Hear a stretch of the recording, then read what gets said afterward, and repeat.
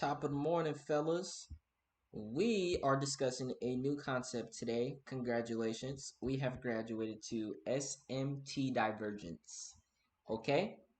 Now, this is our fifth tool in the toolbox. So we talked about liquidity, break structure, order block, gaps, equilibrium.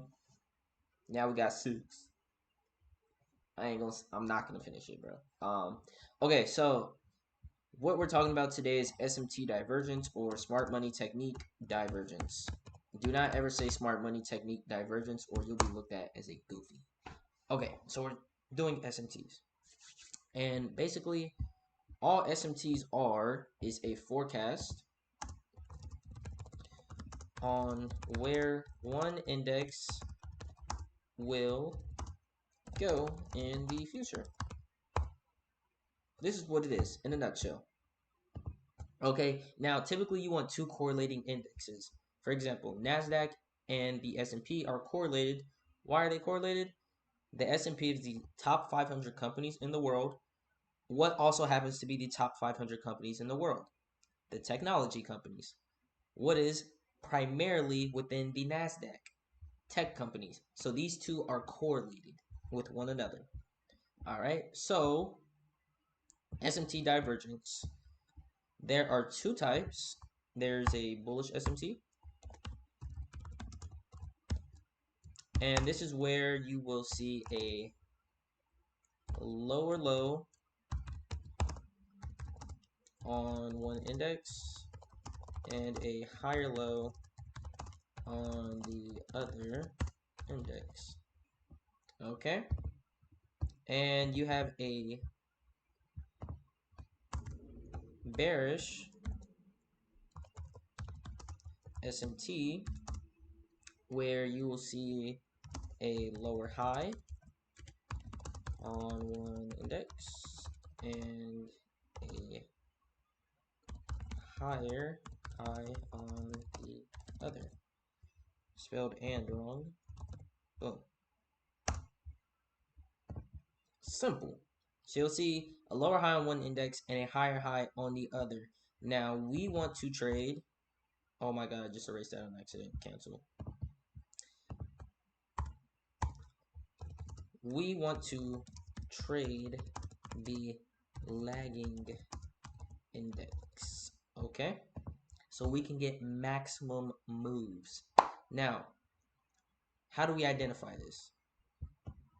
Okay, let's, you know what, I want to do the best example. This is actually an example I took a trade off of. We're going to do bullish SMT first. All right, hold on. Let's remove this. Okay. I'm pretty sure, well, you guys probably don't know, but October 10th, President Trump announces tariffs and creates a new data low. So this right here is a significantly large draw on liquidity. Boom. So I'm watching this on my plane to Arizona. I literally caught this trade on a plane. I'm like, wait a minute. I'm seeing a large reaction off of these lows. And what do I see? What do I see? You're going to use your trend line. Mark this out. I see NASDAQ sweep these lows right here. Down candle, up candle. Boom. So let's mark this out from these lows to these lows.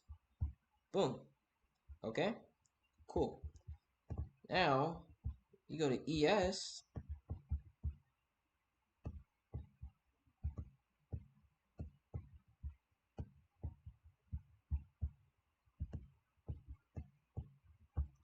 This. Where's October 10th? Okay, so tariff announcements. We have a new day low here. Boom. Right. So we sweep these lows on ES as well. But what happens here that is significantly important? This. We see this low and this low.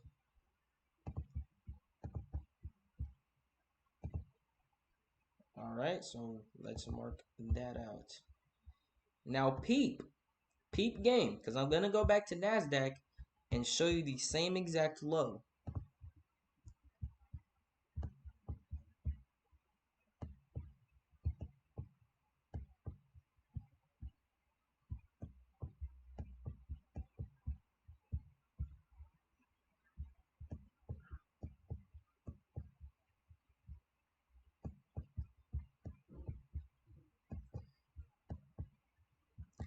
Peep how NASDAQ makes a lower low, right? NASDAQ makes a lower low, sweeps liquidity. ES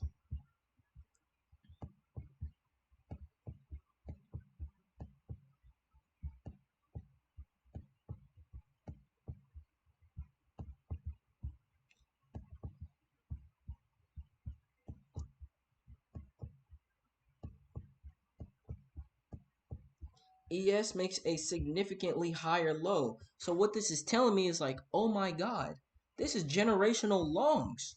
This is actually generational longs, right? Because before this, we haven't been this low. What was this? November. This is a significant draw on liquidity. So when we hit this, if we went below here, this would have been generational shorts. But since we ended up sweeping, making a higher low on ES and making a lower low on the DAC. Pause. That did not sound right. Okay. Okay. So we end up making we end up making lower lows on the DAC, the NASDAQ. Boom. Now this is telling me, okay, now we have room for upside with NASDAQ. So I'm going to take a trade on this one because it's the lagging index, right? So boom, we see our break. We see our breaking structure here, full candle closure above the most recent high. Okay, cool. I like it. What else do we see? We see a fair value gap within here, right? First candlestick, first wick, full body the second candle, bottom wick of the third. Boom. What else do we have? We have a lot of tools within the toolbox. Order block. The move down that caused the break in structure. Okay, we see it tap in. Boom skis. Right? So now we can also apply equilibrium. Dang, my computer's about to die. We can also apply equilibrium to this. So we want swing lows to swing highs. Oh, swing highs. Boom. Price taps in, rallies. So you see how we can just put every single thing together, right? We just put every single thing together along with SMTs. But like I was saying, these are all just continuation confluences. Hold on, let me get my charger. These are all just continuation confluences after our liquidity sweep and break of structure. But these SMTs help as an extra forecast. It's like a cheat sheet a little bit. Because if one index is going to tell you what the other is going to do, that's free. It's literally free. Let's look at the 4-hour. Actually, let's look at the daily. Because this was something that was bound to happen. So we did a bullish example. Let's do a bearish example. So with bearish SMTs, you want to see one index make a lower high and another make a higher high. This example right here. ES makes higher highs.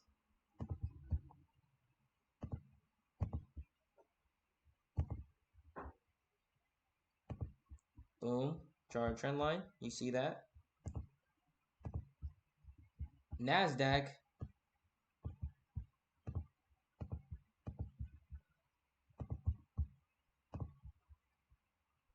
NASDAQ is making lower highs. What is this telling me? This is telling me, okay, ES is sweeping liquidity and NASDAQ is already making moves lower. It's already done what it do. It's already heading down. So what this is telling me is that this is predicting the future. So the S&P, oh my God, I just deleted it.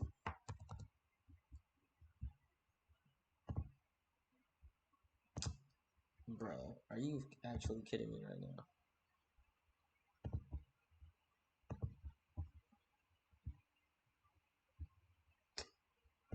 Bro.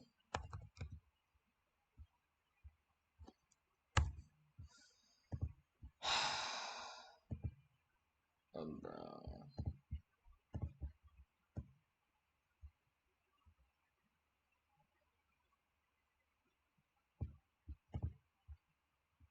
Okay, so this is telling me that the S&P is the lagging index, so I would take a trade off the S&P 500 because it has more room to go lower. All right, now you can do this on, you can do it on the 1 minute, but it won't hold as much weight. So I recommend you doing it starting from the 5 minute all the way up. Now, there was a few examples of SMTs pretty recently, actually. So like right here, we see these lows get formed. Let's mark it out. Boom. See ES. I mean, wait, this is NASDAQ. Sorry about that. And then boom, we see ES. ES makes higher lows than NASDAQ. So what is this telling me? Is it telling me that, okay, ES is moving within the future if the broader market is heading upwards. If the broader market's headed upwards, that means the tech focused has to go upwards too. Okay? So it's like a forecast in which one or the other will do. See how this makes a higher low, this makes a lower low. What did this do? Sweep, rally, take out these highs. Simple. Alright, let's find another example. I think this might be one right here. Somewhere within here.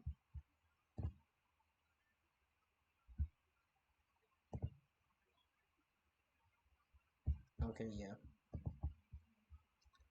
So NASDAQ makes a lower low right here. And ES makes a higher low. So what is this telling me? That the overall market is bullish and that NASDAQ is the lagging indicator. So I will take this trade off of NASDAQ and go for longs. Boom, target these highs, and these highs. Simple. So let's find another bearish example. Let's see, boom, boom. These highs right here. Was this Wednesday? London session open.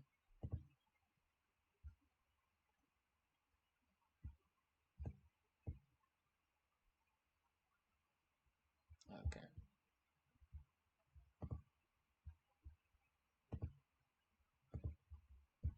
You can see ES makes a higher high, sweeps, and then drops lower. NASDAQ, oh wait, I did the wrong one. NASDAQ makes a lower high right here. So it's already moving towards a downwards trajectory. So we can assume, okay, ES is probably going to do the same thing. So we will take the trade on ES because we have more room to go lower. Boom skis, right? Let's see.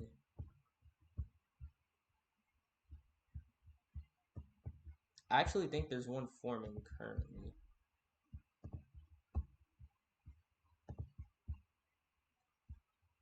Okay. If we check these highs here,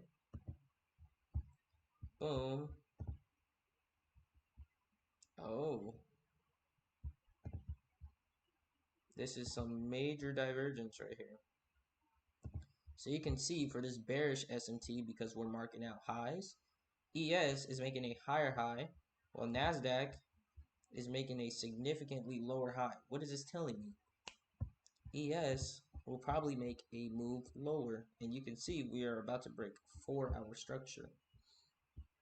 All right, so all this basically is recap.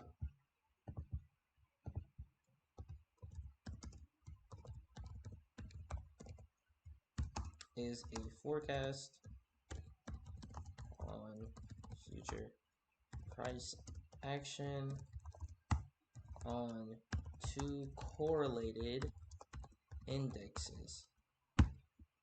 So don't go trying to do SMTs on the dollar index and like Nvidia.